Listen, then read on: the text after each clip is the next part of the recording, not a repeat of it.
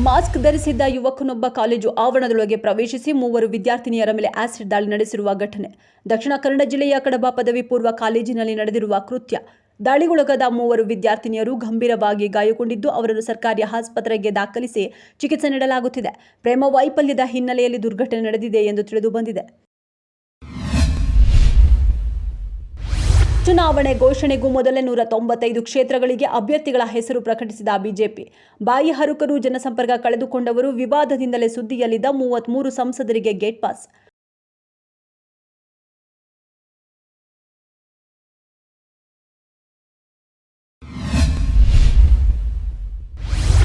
ಲೋಕಸಭಾ ಅಭ್ಯರ್ಥಿಗಳ ಆಯ್ಕೆಯಲ್ಲಿ ಕಾಂಗ್ರೆಸ್ಗೆ ತಲೆನೋವು. ಕರ್ನಾಟಕದಲ್ಲಿ 3 ಶಕ್ತಿ ಕೇಂದ್ರಗಳ ನಡುವೆ ಟಿಕೆಟ್ ಗುದ್ದಾಟ.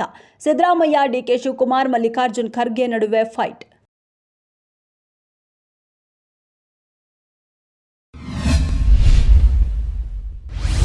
ಲೋಕಸಭಾ ಚುನಾವಣೆಗೆ ಸಂಭಾವ್ಯ ಅಭ್ಯರ್ಥಿಗಳ ಪಟ್ಟಿ ರವಾನಿಸಿದ ಬಿಜೆಪಿ.